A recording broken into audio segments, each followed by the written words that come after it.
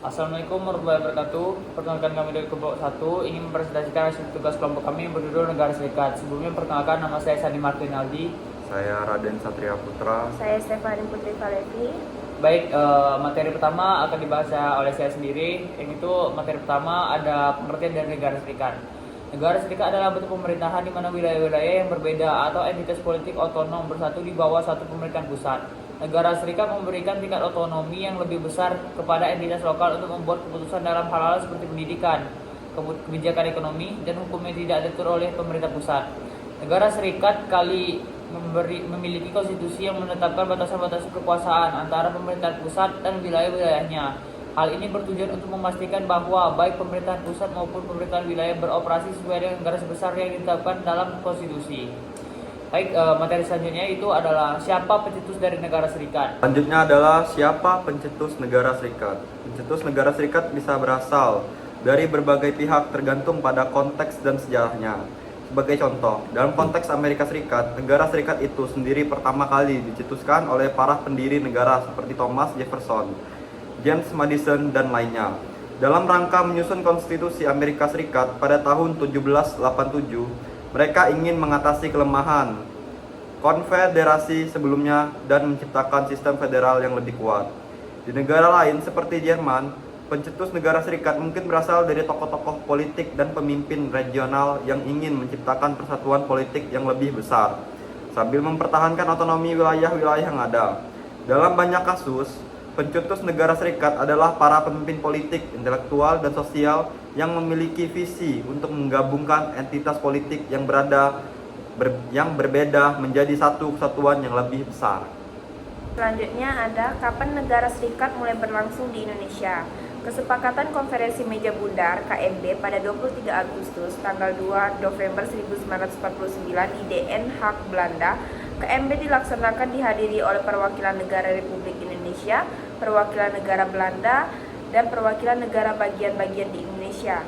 Bentukan Belanda yang dalam KMB ini disebut Bijeenkomst voor Federal Overleg DVO serta perwakilan dari Perserikatan Bangsa-Bangsa PBB yang tergabung dalam United Nations Commission for Indonesia UNCI sebagai peninjau. Hasil KMB pada 2 November 1949 menyepakati bahwa Belanda mengakui kedaulatan secara de jure dan de facto Indonesia sebagai negara merdeka dalam bentuk Republik Indonesia serta Serikat RIS dan mulai berlaku pada 27 Desember 1949 sehingga secara legal formal RIS terbentuk dan berdiri pada 27 Desember 1949.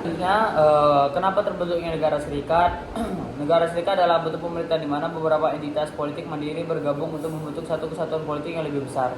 Alasan utama untuk adanya Negara Serikat bisa bervariasi, tetapi beberapa alasan umumnya termasuk: satu, mengatasi batasan wilayah, di mana Negara Serikat dapat membantu mengatasi batasan geografis dan ekonomis, memungkinkan wilayah kecil untuk mendapatkan manfaat dari otonomi skala yang lebih besar.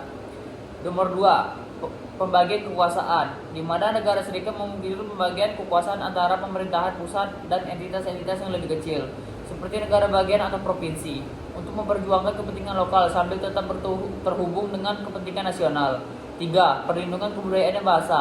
Negara Serikat dapat memberikan perlindungan kepada kebudayaan dan bahasa minoritas dalam satu negara dengan memberikan otonomi kepada wilayah-wilayah tersebut.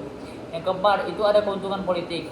Ada kalanya Negara Serikat membentuk sebagai akibat dari kesepakatan politik antara entitas-entitas yang terlibat sebagai cara untuk mencapai tujuan-tujuan politik tertentu. 5, sejarah dan warisan. Beberapa negara serikat tersebut karena sejarah atau warisan kolonial yang mempertahankan struktur pemerintahan yang telah ada sebelumnya. Ini adalah beberapa alasan umum mengapa Negara Serikat terbentuk. Tetapi setiap negara serikat memiliki konteks dan sejarah unik itu tersendiri. Nah, Negara Serikat pertama kali dicetuskan. Federasi pertama kali terdefinisikan pada masa Kerajaan Romawi dengan suku bangsa Jerman yang lalu menetap di Provinsi Belgia.